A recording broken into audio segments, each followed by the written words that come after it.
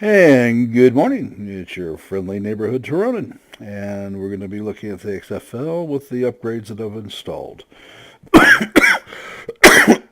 Oh, excuse me. Caught me by surprise there. Okay, so we've added the improved reflector sight. We put in the lightweight airframe. We've gone with the control surfaces. And what does it give me? 10% better accuracy. This gives me 3% on all axes. And this gives me 3% um, in turns. Now,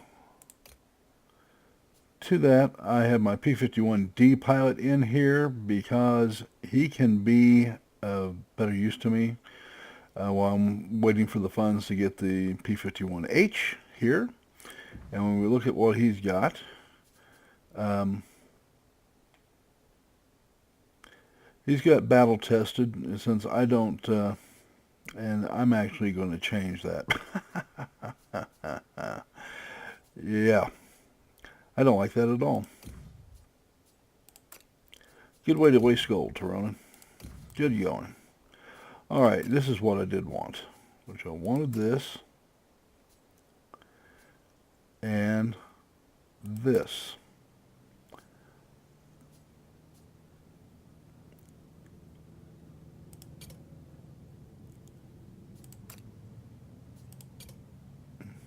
Okay, and I want to hold off on that third point because I want to get this. Now, what this gives me is 5%. Now, remember, I'm getting 10% from my site, and I'm getting 5% here. And uh, so this reduces dispersion, which on this aircraft is not going to be as critical, but I've also got to think long term here because the aircraft he moves into has the P-51H has its guns strung along the wing, and that's a different configuration entirely. Okay, and aerodynamic boost gives me another 5% to all axis. Remember, I'm getting three in turns and another three in all axis. That's really going to help. And then when I get two more points, it's going to go into marksmanship, um, which gives me another 5% dispersion reduction and 10% of accuracy of firing by another 10%, which should make a major difference. Okay, so that's the thought behind it. Your comments, by the way, are looked for, and let's go back to the reasoning that this is different than the KI-94 that we looked at yesterday, and the reasoning behind it. Why would you make it very much different? Well, here's the one big thing. All right, remember that all you have to do is to get the effect of the aircraft polish on here is take your airspeed, which is 546, and multiply it by 105. Well, when I do that, that's lovely. So what does it really get me? Well, I'm just taking that off here. Um, let's go to calculator. 546 times 1.0. Oops.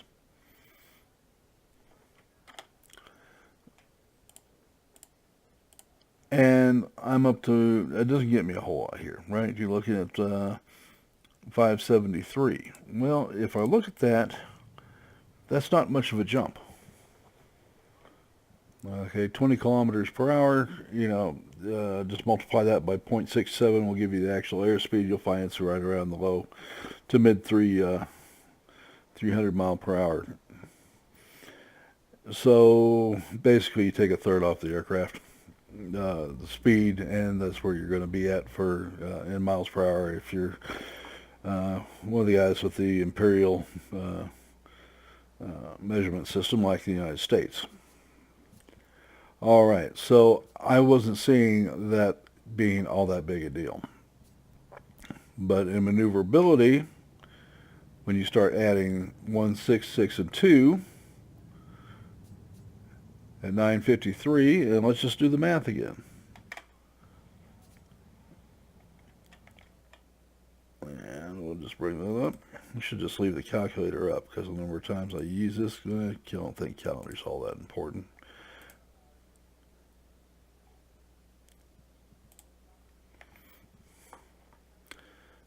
$953. Hope I remembered that right. If not, it's going to be close enough. And we'll take a best case scenario. Times 1 point. Now remember, we got 3, 3, and 2. So that's it. So that's a 0.08, right? Didn't lose my mind or anything.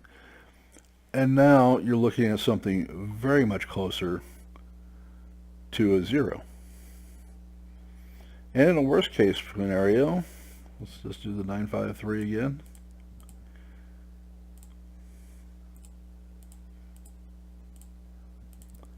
And a vertical, you're still looking something much closer to a 0.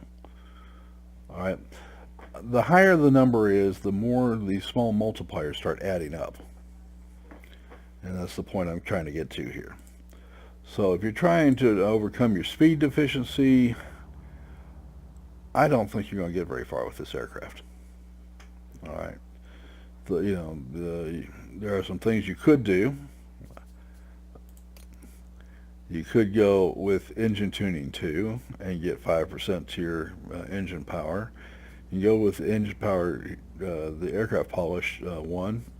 I guess those are 2 and 1, and get 5%, and that gives you to 10%. Well, then you're looking at almost 600 miles an hour, or kilometers per hour. Excuse me, and that's nice. 600 kilometers per hour. Yeah, maybe that'll get you something, but that doesn't really strike me as all that wonderful at that tier. I mean, maybe I'm all messed up. I don't know. The Spitfire 1. So you're a little faster than that from the get-go, so you'd be a little faster. But if you're looking at things like the Mosquito, you're not going to come anywhere near 700 kilometers per hour. And the P-38F is another thing. So you don't, to me, that's the reason, okay? You're not going to make enough out of this to make it worth your time to go after speed improvement on an airframe that's not going to be that fast. You want that, go ask World Warplanes for a P-63, which I believe came up to 405 miles per hour. And with some minor modifications, could have gone a heck of a lot faster than that. Let's take this thing to battle. We'll take a look at it and see what you think. As usual, I will give the astronauts prayer. Please, Lord, don't let me mess this up. All right.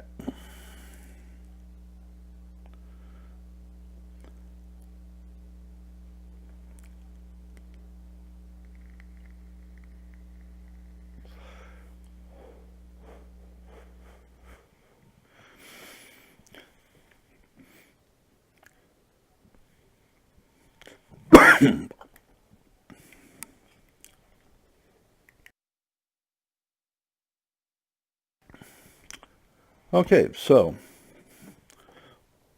we just got to wait for this thing to eventually let us get in there. I would like to fly this aircraft for y'all.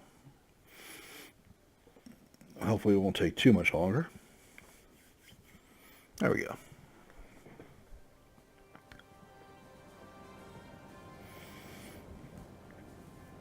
One of the difficulties here is this is a high altitude map, and we have a relatively low altitude plane. So.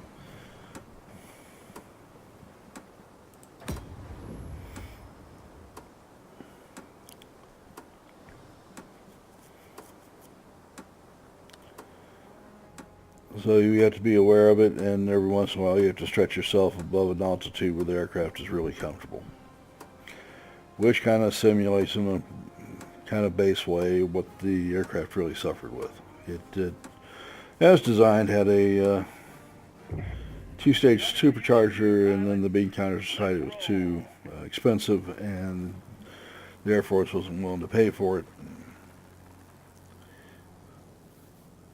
And it took a 390 mile an hour aircraft to turn into a 360 mile an hour aircraft for the sake of joining some, saving a few bucks.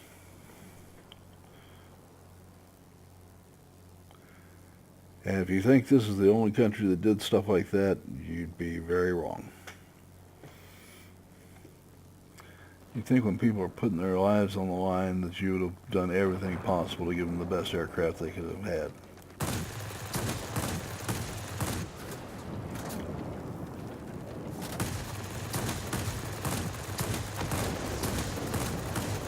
And you notice you have no trouble staying up with this aircraft at all. In fact, I'm actually having to slow down. Luckily, this thing does have machine guns as well as the cannon, because the cannon is relatively slow firing. And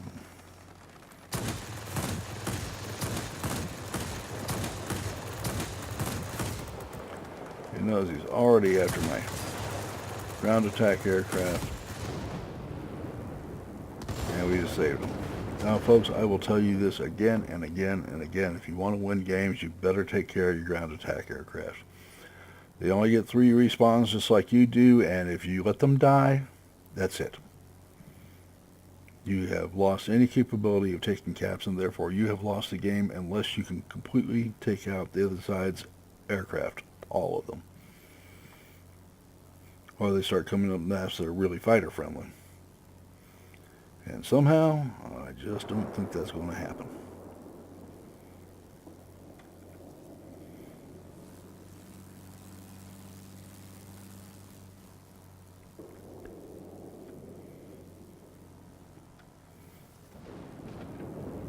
I want to come down here, and I'm not a high altitude fighter, so we're going to take the time to try to do what I can to protect my aircraft. And there's all sorts of aircraft up there tussling around, and so we're going to go ahead and press 0, 9, and keep a good eye on what is going on around me. See anybody come down here real low, we'll deal with it accordingly. Now 9 will zoom the map in for you, and there's aircraft obviously I want to watch very closely. Anybody within 3,000 feet is obviously a threat, because you can very quickly turn that into attack range, right? And if he's using 20 millimeter cannons, he's probably in attack range already. So close to it you'll never tell the difference. Bullfighters are nasty pieces of work. They even have effective tail guns on them.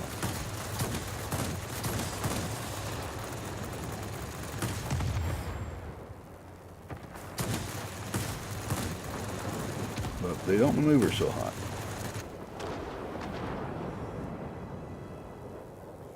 Now you notice our ground attack fighters are still nice and safe down there, because the guys that wanted to make toast out of them are not here anymore.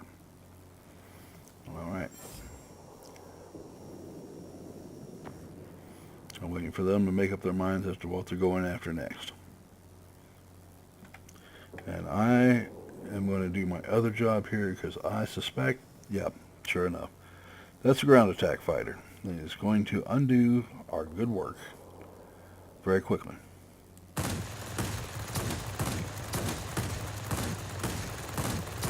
You notice my focus here is not on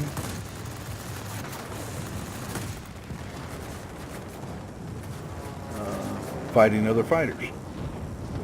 until I have to.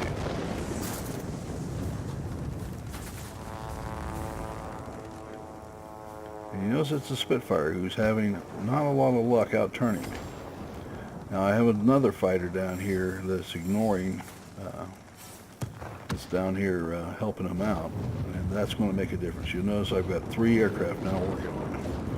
And it's very easy to tell when you hit the 9 key and you expand your radar so you can tell what's coming at you. He's not having a bit of luck chasing me down with the, and in fact he's just giving up. He just got himself zapped.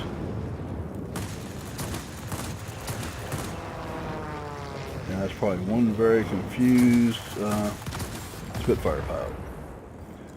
Which didn't do me any good because the Focke-Wulf 190A came by, and that sluggard didn't have to worry about anything but getting to the right range, where maneuverability doesn't make it a tinker's darn. As I said, darn, not the other word. All right, folks, so you get an idea of just what's you're capable of here. We'll go ahead and finish this battle out, but you can see that when the maneuverability came in, this thing can flat turn. Hang in there. You'll soon be cut off from support. I say again, support will not be available.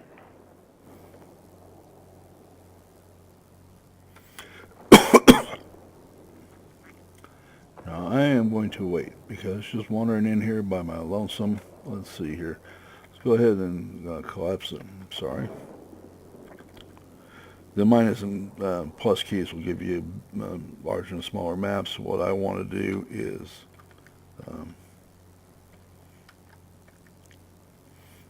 get an idea of what's around me. There's nobody in there, and I have no ability to take that map by myself. So we're going to come over here and fight for our base. Oh, and there's our nice 190. Give him a, and then we can see here that the sweet fellow is trying to attack. In fact, has killed one of our aircraft. Big no-no. Don't want to do that. Remember, with this aircraft, because it's using a clip system, you're going to want to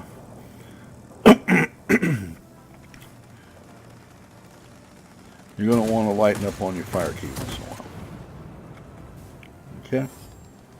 And then we have something down here, and that's a 110.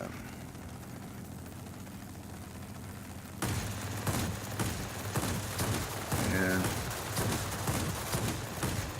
he has many wonderful attributes, but one of them is not a great rear gunner.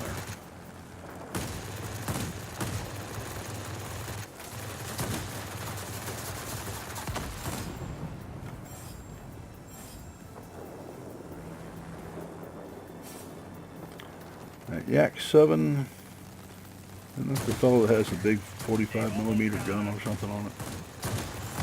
There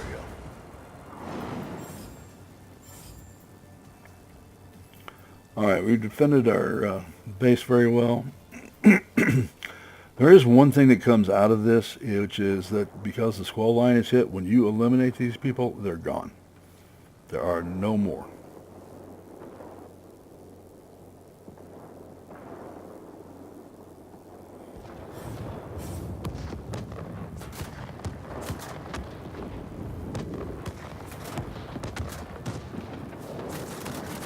And you notice that I didn't go in there until I had 3 people.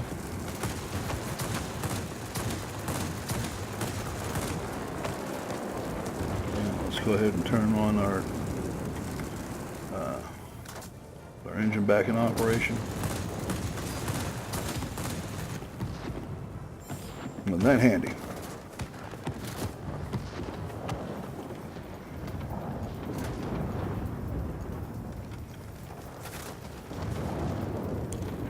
He's having himself just one heck of a good time. Okay, but that's not going to stop the fellow from coming in over beneath me trying to make a dog's breakfast out of me. one down. And there he is.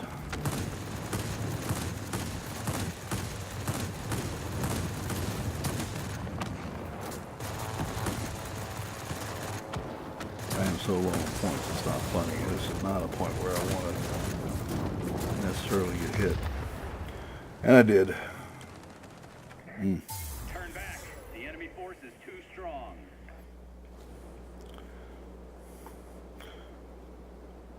Alright, we were trying to take that center back, and we just failed. And this is the kind of thing that makes you feel bad, because I did just about everything I could have done, but, you know, darn it wasn't enough.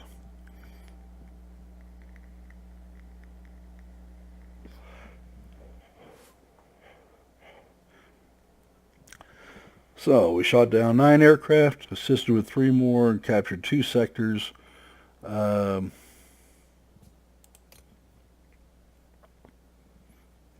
some medals. And came in number 2 on the team.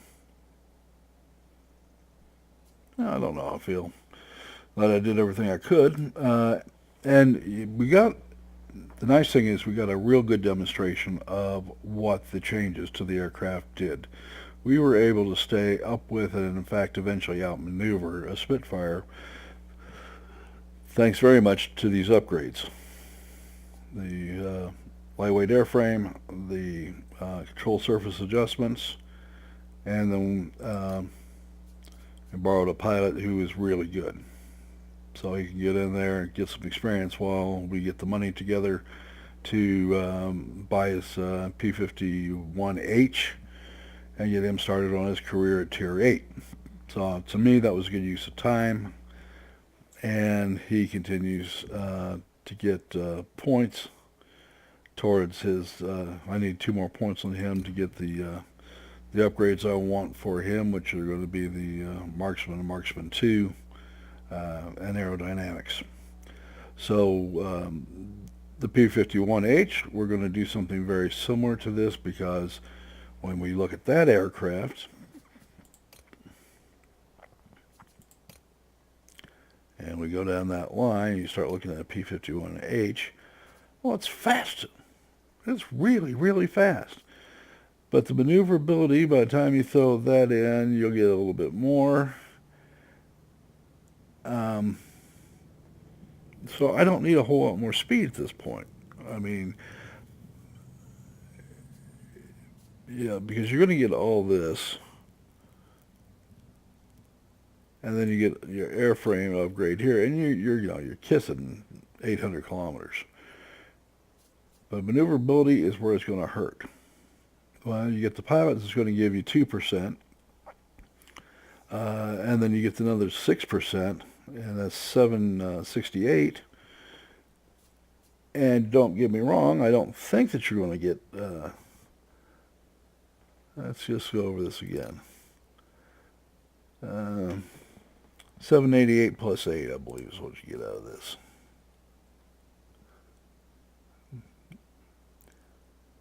Uh, 788 plus 6, okay. And I swore I was going to keep this up, but let's take a look at the math here. You can see what I'm doing here. Plus 6, so you can be exact. So you're close now. You're within, close kissing distance of 800 kilometers per hour, which is quick enough in that scenario. All right, so let's go take a look at your maneuverability, which is 785, and when you come up here is 809. All right, let's go to 809 times 1.08, and you're getting you're coming off close to 900. Now, it's not going to make you the second coming of the 0 cent at low speed. All right. But it is going to help a lot. And so you're making up for some of the, no use playing to more of its strengths, right? The aircraft is plenty fast enough, but if you can make it a little more maneuverable, that's going to give you an edge. And so that's the thought process behind the upgrades here. Sometimes you got an aircraft where, and let's take us an example here. And let's take a look at him. Okay, his airspeed's already pretty spectacular, and by the time you finish up with the upgrades here,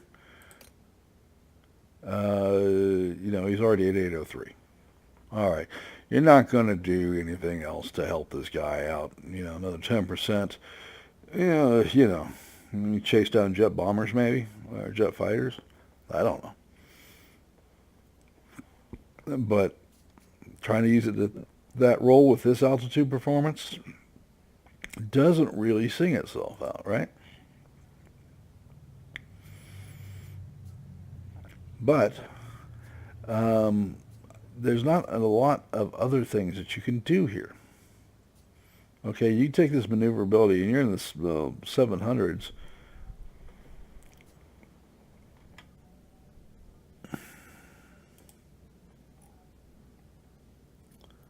Let's just go ahead and give it 500.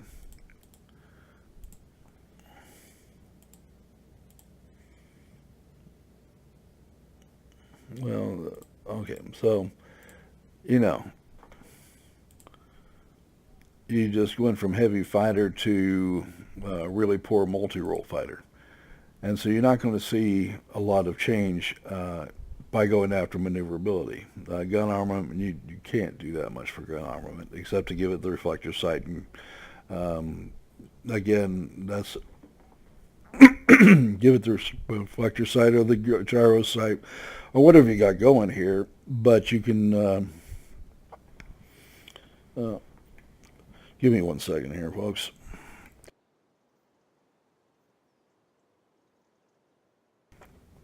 Okay, but you can see what I'm going here. If your upgrade isn't really going to make much of a difference to you, to the performance of your aircraft, why go after it? So here, looking at all this, 803,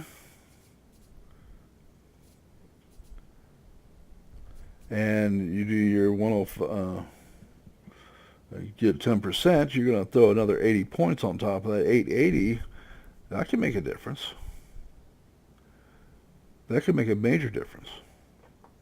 All right, folks, so I hope you enjoyed the video. Remember to like the video. If you do like the video, I look forward to your comments and suggestions. I am not the font of all knowledge here, and sometimes my readers give me entirely different directions to go. Please subscribe. We've been in operation about a month and a half now, I think. I went back and looked. October the 17th was the first, October the 19th, yeah, was the first video. So we've been about a month and a half. And we could use all the subscribers we can get. Channel's growing nicely, and that's all thanks to you. I appreciate it, and we'll talk to you tomorrow.